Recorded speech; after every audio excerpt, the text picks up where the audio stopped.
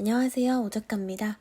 저는 아이패드 프로 11인치를 이제 쭉 사용하기로 결정했는데요.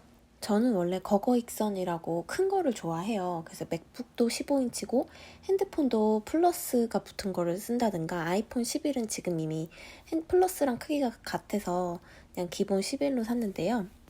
그래서 처음에 망설임 없이 당연히 12.9인치를 구매했어요. 그런데 여기서 사이즈 말고 고려해야 될 게 있었어요. 바로 무게입니다. 12.9인치의 무게가 641g인데 11인치 무게가 471g이에요.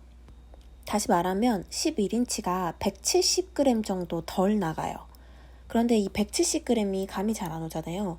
제가 아이폰 11의 무게를 찾아봤어요. 그랬더니 200g인 거예요. 즉 아이패드 11 플러스 아이폰 11을 더한 무게가 아이패드 12.9인치입니다. 그런데 이게 생각보다 차이가 커요. 제가 아이패드를 산 이유가 휴대성 때문이었거든요. 제 맥북이 15인치니까 너무 크잖아요. 그래서 갖고 다니면서 좀 간편하게 메모할 수 있는 그런 노트북 대용의 무언가를 사야겠다 해서 아이패드를 산 건데, 막상 12.9인치를 밖에 가지고 나가 보니 은근히 가방에 넣고 다니니까 좀 무겁게 느껴지더라고요. 결론적으로 나는 이동을 많이 하고 갖고 다니면서 사용을 할 거다, 이러신 분들은 11인치를 무조건 추천합니다.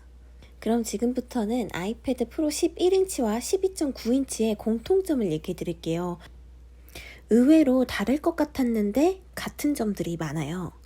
첫 번째로 두께가 같습니다. 5.9mm.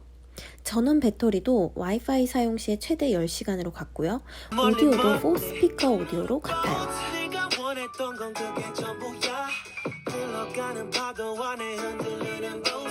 용량도 마찬가지로 128기가부터 1TB까지 다양하게 있는 것도 똑같습니다. 마지막으로 전면, 후면 카메라, 동영상 촬영 기능도 다 같아요.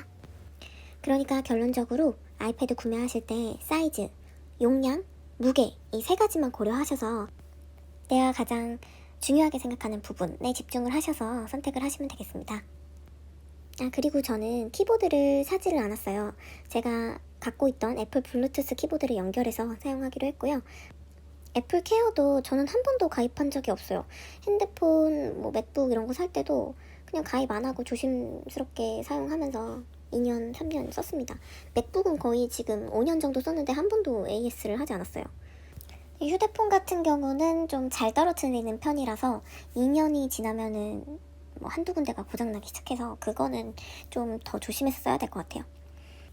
마지막으로 환불 교환인데요. 구매 후 14일 이내에 환불 교환 신청이 다 가능해요. 애플 스토어에 전화를 해서 직접 신청하시면 되고, 교환의 경우에는 배송 기사님이 와서 픽업을 해가세요. 무료로.